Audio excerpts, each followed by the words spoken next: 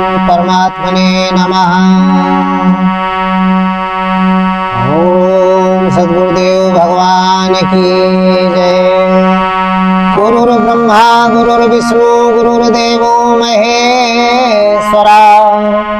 गुरुर् साक्षात् परम ब्रह्म है, तस्मै श्री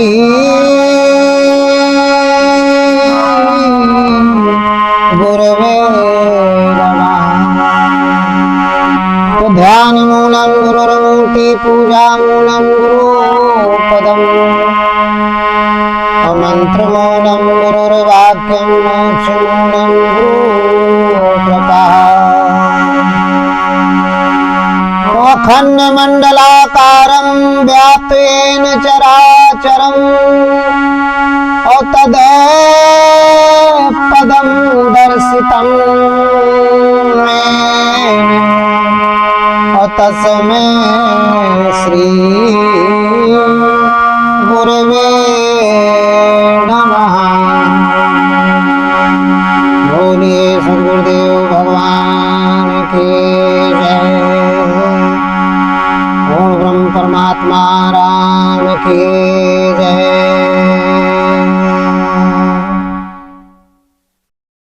आज का बहुत अच्छा सत्संग है, आज की चर्चा है सत्संग की, बड़ी सुंदर चर्चा है।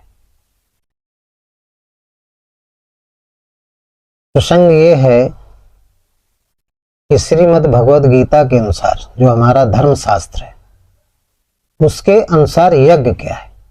आज हम यज्ञ पर प्रकाश डालेंगे। यज्ञ किसे कहते हैं, यज्ञ है क्या, जो अनादिकाल से ये नाम चला आया है और लोग यज्ञ करते भी हैं।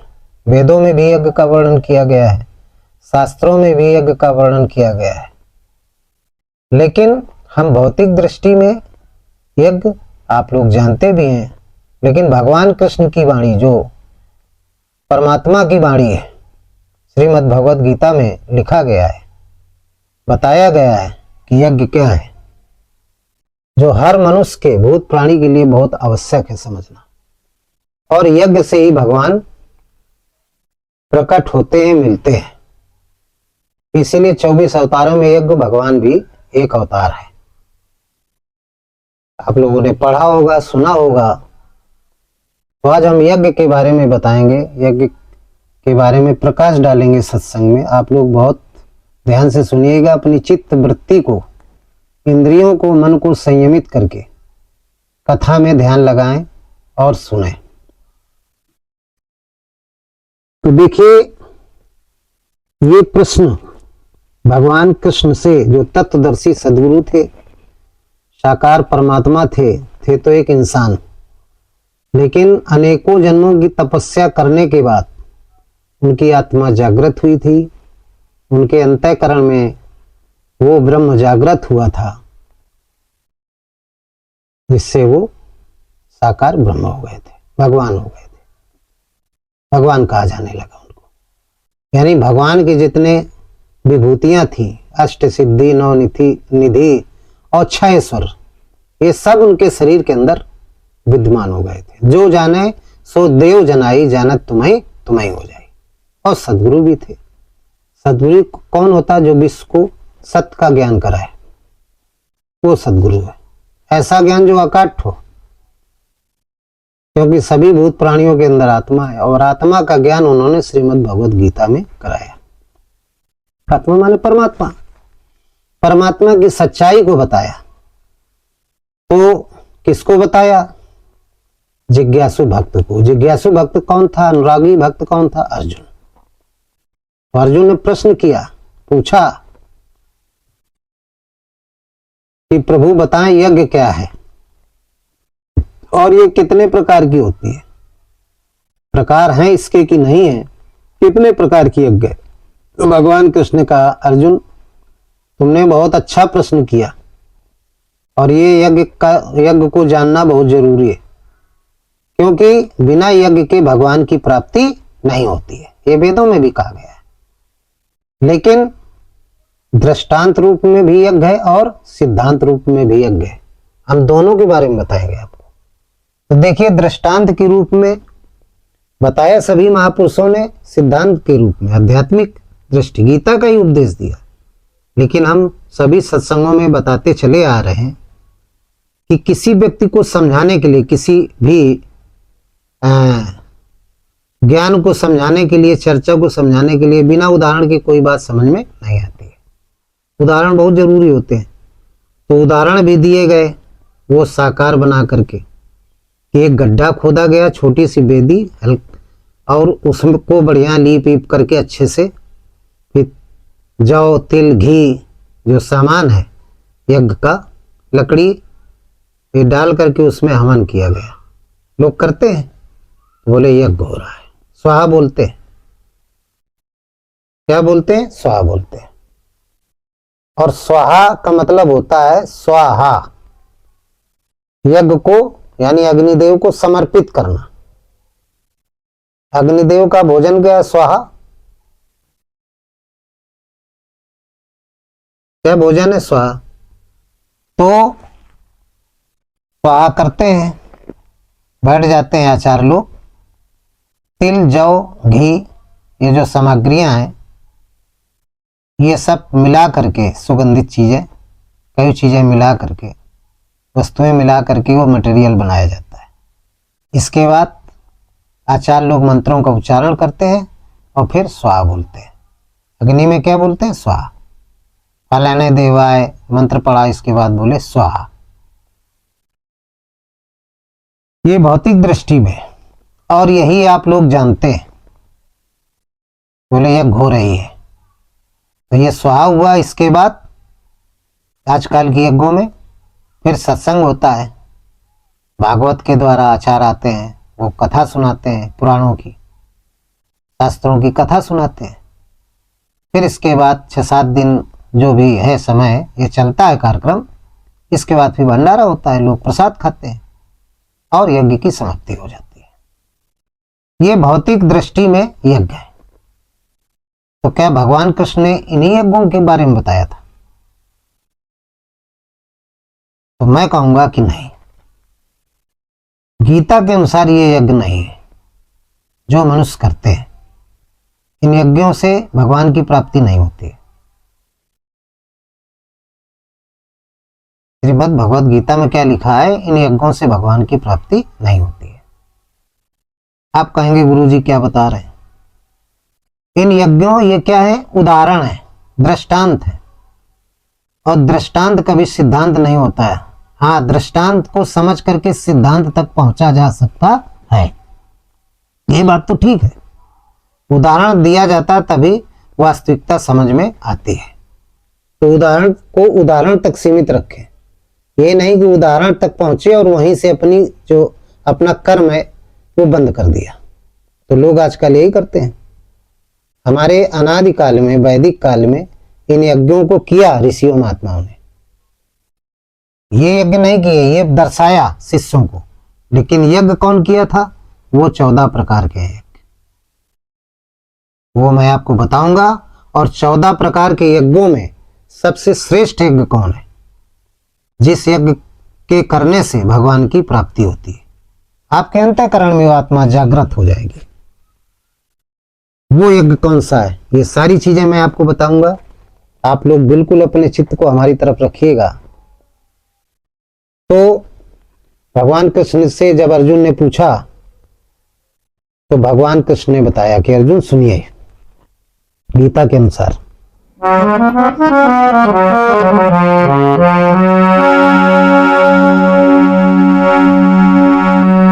कि देवमेवा परे यज्ञम, कि देवमेवा परे यज्ञम अयोगिना पर उपासते।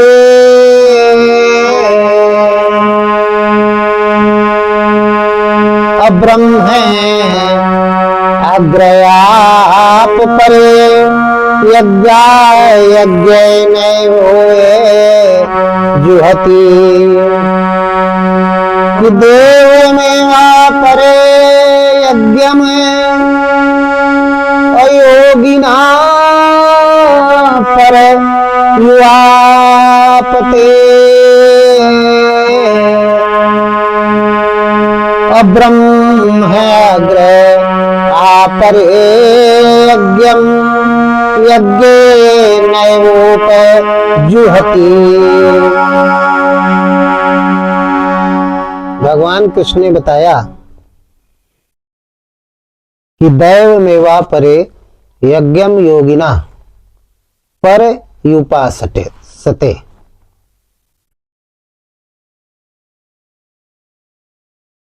और ब्रह्म अग्र आव परे यज्ञम यज्ञे नैव जुहति। सदगुरु के स्वरूप दैवमेवा परे यज्ञम योगिना पर उपासते ब्रह्म अग्र आव परे यज्ञम यज्ञ नैवोम जुहति। सदगुरु का ध्यान करके जो गुरु आपने किया है, ये गीता के अनुसार है। इस यज्ञ को करने के लिए सदगुरु का ध्यान करें। सबसे पहले आप सदगुरु करें और सदगुरु का ध्यान करें जो देवों के भी महादेव हैं। देवमेवा परे, देवों से परे हैं यानी महादेव हैं, तो शंकर स्वरूप सदगुरु आप करें। फिर यज्ञम योगिना पर उपासते, इसके बाद गुरु द्वारा बताई गई विधि के का पालन करें। और जब उस पालन करेंगे वो विधि क्या है? वैखरी मध्यमा पश्यंती और परा, ये विधि है यानी नियत कर्म। तब ब्रह्म अग्र आप परे यज्ञम यज्ञ नैवो जुहति। तो गुरु का ध्यान करके गुरु ने जो नाम जप दिया है उसका स्मरण करो, श्वास प्रश्वास से जप करो। और जब आप जप करेंगे तो परमात्मा प्रकट हो जाएगा आपके अंतःकरण में। तो जब नाम जप करेंगे तो दैवी संपत्ति बढ़ेगी और आसुरी संपत्ति नष्ट होगी। पश्यंती विधि में यानी देवों की बढ़ोतरी होगी। दैवमेवा परे, दैवी संपत्ति बढ़ेगी। यज्ञम योगिना पर उपासते, और जो भी आसुरी प्रवृत्ति है उसका हवन हो जाएगा। श्वास प्रश्वास के यज्ञ में आसुरी काम क्रोध मद लोभ इनका हवन होगा। यही जव तिल घी है, अग्नि क्या है जो जलती है, क्योंकि परमात्मा कौन है? ज्योतियों का परम ज्योति है, वो अग्नि है। उसमें सब हवन हो जाएंगे श्वास प्रश्वास के जप में। और श्वास क्या है? यज्ञ वेदी है। तो जब हवन हो जाएंगे, आसुरी वृत्तियां नष्ट हो जाएंगी तो दैवी संपत्ति बढ़ जाएगी। दैवमेवा परे, ये बढ़ जाएगी। तो फिर क्या होगा? ब्रह्म अग्र आप परे, उस यज्ञ से वो परमात्मा की प्राप्ति हो जाएगी। यानी पश्यंती के बाद आप परावाणी में पहुंच जाएंगे। तो ये यज्ञ के बारे में बताया कि ये यज्ञ है श्वास प्रश्वास का जप आप करेंगे। पश्यंती विधि जिसको कहते हैं, प्राणापान का हवन करेंगे। और भी श्लोक है,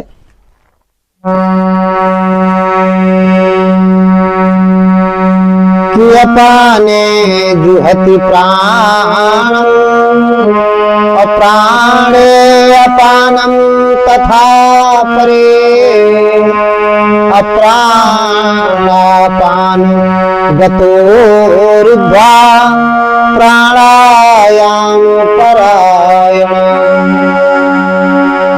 तो अपाने जुहति प्राणम अप्राणो अपानम तथा परे अप्राणापान गतोरुद्धा अप्राणायाम परायण। वेदव्यास जी ने लिखा है कि प्राणों की गति का रुकना, जब आप श्वास प्रश्वास से जप यज्ञ करेंगे, इसको जप यज्ञ कहते हैं। ये सबसे श्रेष्ठ यज्ञ है जप यज्ञ। 14 यज्ञों में सबसे श्रेष्ठ यज्ञ क्या है? जप यज्ञ। तो जब श्वास प्रश्वास का पश्चंती विधि से पहले आप बखरी से करेंगे, राम राम जपेंगे, ये सब जप यज्ञ है प्रारंभिक। फिर मध्यमा से करेंगे, मन में राम राम। फिर पश्चंती से श्वास प्रश्वास में, श्वास कब आई, नाभि तक राम, फिर गई नाभि से मुख में राम, या ओम ओम ओम, श्वास यही नाम लेती है। तो श्वास प्रश्वास से जब हम उस परमात्मा के नाम का स्मरण करते हैं तो इस प्रक्रिया को, इस विधि को, इस क्रिया को जप यज्ञ कहते हैं। और उसमें होता क्या है, जब करेंगे और मन सहित इंद्रियों का संयम करेंगे, मन को और 10 इंद्रियों को संयमित कर लेंगे। संयमित का मतलब होता है संसार में बिल्कुल मन न जाए, अंतर्मुखी हो जाए, सिर्फ श्वास में, श्वास को देखें, श्वास कब आई, कब नाक से श्वास नाभि तक आई और कब नाभि से फिर मुख में आई, नाक में आई, बाहर निकली, इसको देखें और ध्वनि को सुने, जो राम की ध्वनि निकल रही है या ओम की निकल रही है। जब यहां मन को एकाग्र कर लेंगे अवलंब के रूप में, तो हमारे जो प्राण है वो क्या होंगे, अपाने जुयत प्राणम प्राणो अपानम तथा परे। तो प्राणों की गति रुकेगी, संयमित हो जाएगी। अब प्राणापान गतो रुद्ध्वा, जब प्राणापान की गति रुक जाएगी तो प्राणायाम प्राणायाम, इसी को प्राणायाम भी कहते हैं। लोग नहीं कहते वो प्राणायाम कर लिया, सांस को साध लिया, जिंदा तो है लेकिन मरे के समान है, लेकिन प्राणायाम कर लिया, समाधि लगा लिया। समाधि में प्राणायाम तो किया जाता है, प्राणापान की गति को रोकना, श्वास प्रश्वास का जप यज्ञ करने से। तो प्राणों की गति का रुकना ही मन का रुकना है। जब प्राणों की गति रुकेगी तो आपका मन रुक जाएगा, यानी संयमित हो जाएगा, इंद्रियों का संयम होने लगेगा, प्राणों का संयम होने लगेगा। तो ये क्या है, जप यज्ञ। यज्ञ का मतलब क्या होता है, श्वास प्रश्वास में जब हम मन सहित इंद्रियों को संयमित करके नाम जप करते हैं, नाम जप करना और उसमें काम क्रोध मद लोभ का हवन होना, इस प्रक्रिया को यज्ञ कहते हैं। तो ये जप यज्ञ है। और अर्जुन ने पूछा, भगवान कृष्ण ने कहा ये सबसे श्रेष्ठ यज्ञ है। इसी यज्ञ को आदिकाल अनादिकाल वैदिक काल में किया जाता था। यही गीता में दर्शाया गया है, यही वेदों में दर्शाया गया है। लेकिन लोग इस यज्ञ को न बता करके एक वेदी खुदवा लेते हैं, इसके बाद पात्र में जौ तेल, घी, सुगंधित पदार्थ, हवन, धूप, ये सब कुछ उसमें मिला लेते हैं और मिला करके आग जला लेते हैं लकड़ियां डाल करके और स्वाहा करते हैं। क्या करते हैं, स्वाहा। जो गीता का यज्ञ है उसमें काम क्रोध मद लोभ का स्वाहा होता है और इसमें देवताओं का स्वाहा। फलाने देवताय ओम भूर्भुवः स्वः तत्सवितुर्वरेण्यं भर्गो देवस्य धीमहि यो नः प्रचोदयात् स्वाहा। तो और सब बोले, आचार्य बोले स्वाहा तो और सब बोले स्वाहा। तो स्वाहा का मतलब क्या होता है, भस्म करना आग में। तो आजकल के जो यज्ञ होते हैं वो देवताओं को भस्म करते हैं, सारे देवताओं को आगे में भस्म कर रहे हैं। अच्छा है, बताइए किसी व्यक्ति को आप आग में डालेंगे तो व्यक्ति आप पर कृपा करेगा, सुदृष्टि डालेगा कि कुदृष्टि डालेगा? आप जरा विचार करिए। विवेक आपके पास है, आप लोगों के पास भी है, सबके पास विवेक है। मैं तो तर्क की बात बताता हूं। वो खुश होगा जिस व्यक्ति को आग में आप डालेंगे जबरदस्ती आह्वान करके, तो खुश होगा? खुश नहीं होगा, वो नाराज होगा। फल की जगह में क्या देगा आपको, अभिशाप देगा। इसलिए यज्ञ लोग करते हैं, कोई फल नहीं मिलता, अभिशाप मिलता है। सारे देवताओं का नाम ले ले करके और जौ तिल के रूप में और डालते हैं स्वाहा। एक भाव ये होता है। और एक भाव क्या आचार्यों क्या, कि हम देवताओं का तो नाम लेते हैं लेकिन तेल जौ घी जो भी है वो आगे में समर्पित कर देते हैं कि डाला जिस देवता का नाम लिया तो वो देवता उसको खा लिया। अग्निदेव खा रहे हैं तो उस देवता के पेट में वो सामग्री चली गई। ये भी भाव हैं आज के आचार्यों के। लेकिन ये सब नहीं है, भाव कैसे भी हो, ये यज्ञ नहीं है। ये एक दृष्टांत है, उदाहरण दिया गया है हवन होने का। भगवान कृष्ण ने कहा हवन जप यज्ञ में क्या होता है? काम, क्रोध, मद, लोभ, ईर्षा, द्वेष, ये जो 14 विकार हैं, 14 विकार हैं, इन 14 विकारों का हवन होता है। काम का हवन, क्रोध का हवन, लोभ का हवन, ईर्षा का हवन, मद का हवन, द्वेष का हवन, ये सारे जितने भी, निंदा का हवन, जितने भी हमारे अंदर आसुरी वृत्तियां हैं, इन सब का हवन करना चाहिए। योगी लोग इन्हीं सब का हवन करने के लिए जप यज्ञ करते थे, श्वास प्रश्वास का जप। जब हमारे आपके शरीर से, मन से जो मानस रोग इन्हीं को कहा गया है, ये जब निकल जाएंगे, इनका हवन हो जाएगा, तो बचेगा क्या? ज्ञान, वैराग, दया, धर्म, भक्ति, समदम, तेज, प्रज्ञा, ये जो 26 देवता हैं, दैवी संपत्ति है, दैवी वृत्तियां हैं, फल देने वाली वृत्तियां हैं, पॉजिटिव वृत्तियां हैं, सकारात्मक ऊर्जा है, ये बचेगी। तो बताइए कितना अच्छा लगेगा आपको, कितना अच्छा एहसास होगा। यही 26 लक्षण उस परम पिता परमात्मा की विभूति है। ये जब 26 बचते हैं तो मन निर्मल हो जाता है। और जब मन निर्मल हो गया तो भगवान ने क्या कहा है? जब आप ये जप यज्ञ करेंगे तो आपका मन निर्मल होगा। और जब मन निर्मल हो जाएगा तो क्या होगा? कि निर्मल मन जन सो मोहि पावा, मोहि कपट छल छिद्र न भावा। कि निर्मल जन मन सो मोहि पावा, मोहि कपट छल छिद्र न भावा, मोहि कपट छल छिद्र न भावा। ये भगवान ने स्पष्ट किया मानस में, रामचरितमानस में स्पष्ट किया है कि जब आप जप यज्ञ करेंगे तो आपका मन निर्मल हो जाएगा। और निर्मल मन वाला ही जन मुझे प्राप्त करता है, मैं उसके हृदय में प्रकट होता हूं। और जब मैं प्रकट हो जाऊंगा तो मैं सूर्य बन जाऊंगा। क्या बन जाऊंगा? सूर्य बन जाऊंगा। इसलिए भगवान को सूर्य भी कहा गया, सूर्य की भी उपमा दी गई। सूर्य के समान प्रकाशित कर दूंगा, सब कर परम प्रकाशित जोई, राम अनादि अवधपति सोई। इस अवध रूपी शरीर को प्रकाशित करने वाला सूर्य के समान वो परमात्मा है। और प्रकाशित, जब सूर्य का उदय होता है तो अंधकार मिट जाता है। जब वो प्रकाशित हो जाएगा, अंदर प्रकट हो जाएगा, तो जो अंधकार है, काम, क्रोध, मद, लोभ, ईर्षा, द्वेष, ये 14 विकार रूपी जो अंधकार है, ये नष्ट हो जाएगा। आपका मन निर्मल हो जाएगा, परमात्मा से मिल जाएंगे।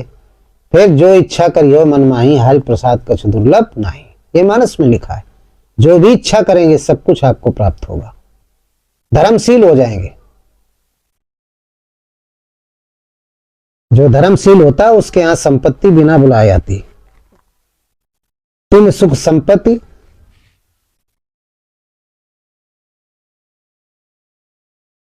तिम सुख संपत्ति जाए बुलाए, धर्मशील पर जाए सुखाए। तिम सुख संपत्ति बिना ही बुलाए, सुख संपत्ति बिना बुलाए आती है। जो धर्मशील व्यक्ति है उनके पास बिना बुलाए ज्यादा कुछ परिश्रम नहीं करना पड़ता और सुख संपत्ति अपने आप आ जाती है, क्योंकि भगवान की जागृति हो गई है। तो ये जप यज्ञ है। फिर अर्जुन ने प्रश्न किया, प्रभु बात तो समझ में आ गई, अब आप बताएं कि ये जो यज्ञ है ये कितने प्रकार की होती है। तो भगवान कृष्ण ने कहा कि बिल्कुल बताऊंगा। तो अर्जुन ने एक प्रश्न और किया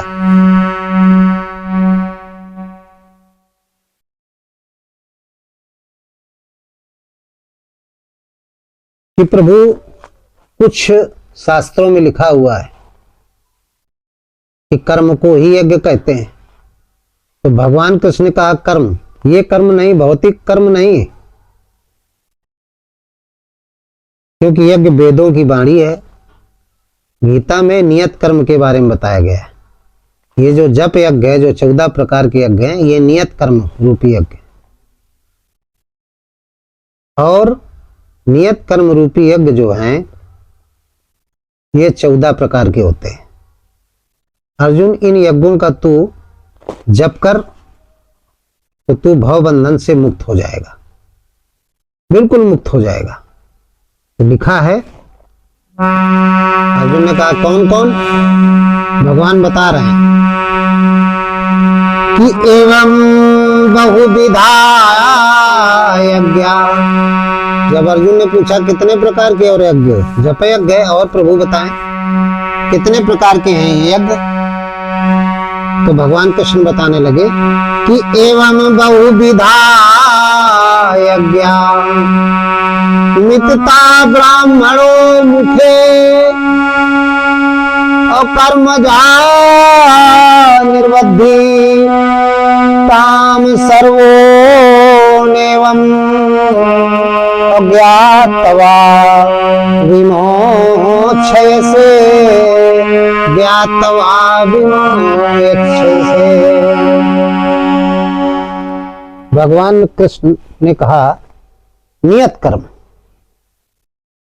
नियत कर्म एक यज्ञ को ही कहते हैं, और इस नियत कर्म में यज्ञों यानी वो हरकत है, वो क्रिया है, वो प्रक्रिया है, नियत कर्म, जिसमें सभी 14 प्रकार के यज्ञ पूर्ण होते हैं। और इन्हीं तू नियत कर्म कर तो 14 प्रकार के यज्ञ तू कर लेगा। तो अर्जुन ने पूछा कि प्रभु, नियत कर्म में जो 14 प्रकार के यज्ञ हैं वो कौन कौन है? तो भगवान ने कहा नियत कर्म यही है, तू कर्म कर, नाम का जप कर, यह नियत कर्म है। वैखरी मध्यमा पश्यंती और परा के द्वारा जो जप किया जाता है, ये नियत कर्म है। और इन्हीं नियत कर्म के अंतर्गत 14 प्रकार के यज्ञ हैं।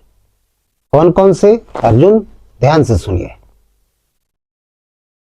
जितनी भी दैवी संपत्ति है 26, इन्हीं दैवी संपत्तियों का ये भोजन है यज्ञ, नाम जप। ये बलवती बनती है, भगवान की विभूतियां हैं, और जब बलवती बनेंगी तो ये असुरों से लड़ेंगी। बलशाली जब देवता हो जाएंगे तो असुरों से लड़ेंगी। तभी वैदिक काल में या शास्त्रों में लिखा, यज्ञ करने से देवता बलशाली होते हैं। उनका ये भोजन है, भोजन खाएंगे तो बलशाली होंगे।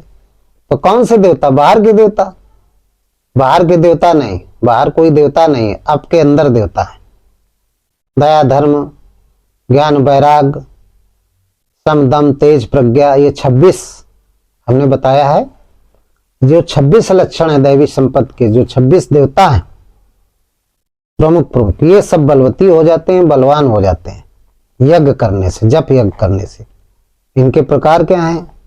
जैसे ब्रह्म यज्ञ, आप जब ब्रह्म का चिंतन करेंगे, नाम जप करेंगे, और आपके अंदर इच्छा होगी कि हम परमात्मा को प्राप्त करें, तो जब ये भावना होगी तो उस यज्ञ का नाम होता है ब्रह्म यज्ञ।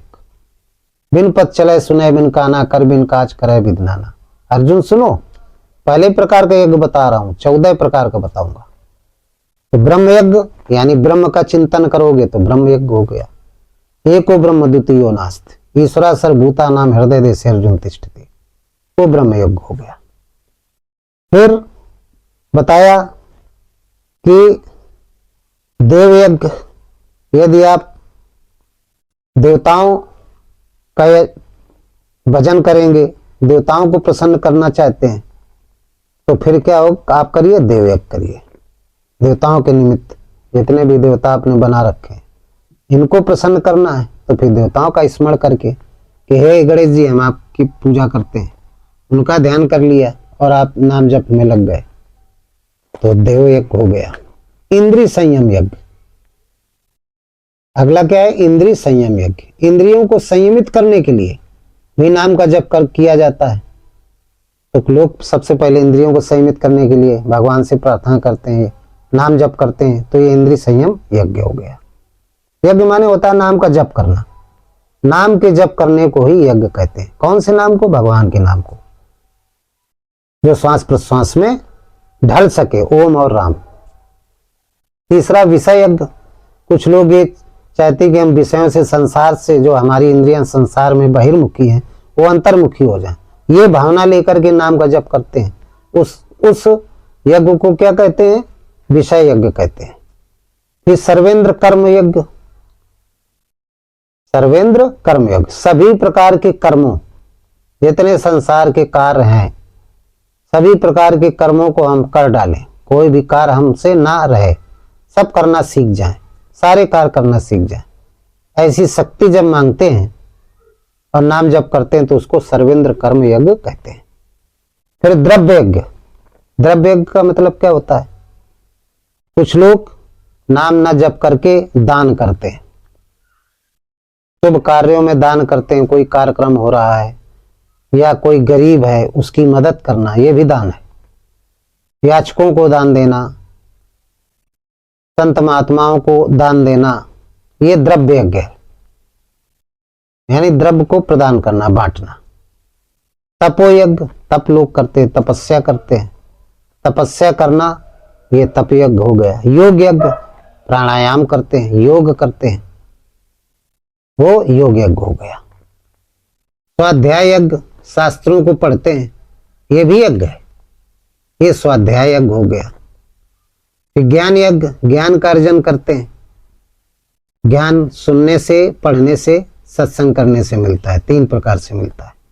तो तीनों आचरण करते हैं तो उनको ज्ञान प्राप्त हो जाता है, वो ज्ञान यज्ञ। फिर प्राण यज्ञ, प्राण जिसको जप यज्ञ कहा जाता है, जो अभी हम बता चुके। श्वास प्रश्वास में नाम का स्मरण करके, मन सहित इंद्रियों का संयम करके एक परमात्मा का चिंतन करना ही जप यज्ञ है। फिर आहार यज्ञ, भोजन के लिए लोग विनती करते हैं भगवान से कि प्रभु खाने को मिल जाए, नाम का जप करते हैं, आहार यज्ञ हो गया। पंच महायज्ञ हो गया। तो जो पंच महायज्ञ है, वो पंच महायज्ञ क्या है? इसके पंच महायज्ञ का मतलब होता है 5 यज्ञों को एक साथ करना। 5 जो कल्पनाएं हैं उनको ले करके भगवान का नाम जप यज्ञ करना। ब्रह्म यज्ञ, पितृ यज्ञ, देव यज्ञ, भूत यज्ञ और नृप यज्ञ। भगवान का स्मरण, पितरों का स्मरण और देवताओं का स्मरण, भूत यानी जो पहले खत्म हो गए बुजुर्ग, उनका स्मरण करके नृप यज्ञ। नृप यज्ञ, ब्रह्म यज्ञ, पितृ यज्ञ, देव यज्ञ, भूत यज्ञ और नृप यज्ञ। नृप अपने शरीर को, नृप यज्ञ का मतलब इस शरीर को स्वस्थ रखने के लिए। इस तरीके की 5 भावना लेकर के जो भगवान से प्रार्थना करते हैं, ये पंच महायज्ञ हो गया। फिर मोक्ष यज्ञ, ये लास्ट है 14वां। मोक्ष यज्ञ का मतलब होता है कि किसी भी देवता की पूजा न करके एक निष्ठ होकर के, समर्पित होकर के भगवान के चरणों में गुरु का ध्यान करके भगवान का एक चिंतन करना कि मुझे प्रभु ये शरीर मिला है, ये शरीर भौतिक जो वस्तुएं हैं, भोग विलास, इनके लिए नहीं मिला है, केवल आपका भजन करने के लिए, आपको प्राप्त करने के लिए। बड़े भाग मानुष तन पावा, सुर दुर्लभ सदग्रंथन गावा, साधन धाम मोक्ष कर द्वारा पाए न जई परलोक संवारा। ये मानव शरीर की परिभाषा है। ये शरीर इस चीज के लिए मिला है। जब ये रहस्य, जैसे मनु महाराज जान गए थे, होए न विषय विराग भुवन बसत भा चौथ बन, हृदय बहुत दुख लाग जन्म गयो हरि भजन बिन। चौथे पन में उनको ये ज्ञान प्राप्त हुआ था, तो जप यज्ञ में निकल पड़े थे पत्नी के साथ। तो जब हम जप यज्ञ करने लगते हैं, कोई कामना नहीं रहती है, कामनाओं से रहित होकर के उस परम पिता परमात्मा को प्राप्त करने के लिए हम भजन करते हैं, तो वो मोक्ष यज्ञ होता है। उसमें फिर मोक्ष मिलता है। और जब मोक्ष मिलेगा तो आपकी यदि साधना उच्च दृष्टि की, आपने भावना किया कि प्रभु अब जन्म मृत्यु के चक्कर में ना पड़े, तो जन्म मृत्यु नहीं होगा आपका। यदि भावना होगी कि आपका हम भजन करें, हमारी जो भक्ति है वो बरकरार रहे, तो आप मनुष्य जन्म प्राप्त करेंगे, क्योंकि ये भी मोक्ष है। जिसको भी ये जन्म मिला है मनुष्य का, उसको मोक्ष है। लेकिन ये पा करके भगवान का भजन नहीं किया तो नरक में गए, फिर मोक्ष नहीं है। समृद्धशाली घर में जन्म होगा, अच्छा पद होगा आपका, और आप वैभवशाली होंगे तो आपको मोक्ष मिलेगा। समझ गए? तो इस तरीके से ये 14 प्रकार की यज्ञ भगवान कृष्ण ने अर्जुन को बताया, यज्ञ के बारे में बताया, और यज्ञ कितने प्रकार की होती हैं ये भी बताया। तो इन्हीं शब्दों के साथ हम इस प्रसंग को समाप्त करते हैं। बोलिए सद्गुरुदेव भगवान की जय। हृदय में स्थित परमात्मा राम की जय। संत समाज की जय। सर्वे भवन्तु सुखिना, सर्वे सन्तु निरामया, सर्वे भद्राणि पश्यन्तु मा कश्चित् दुःखभाग् भवेत्।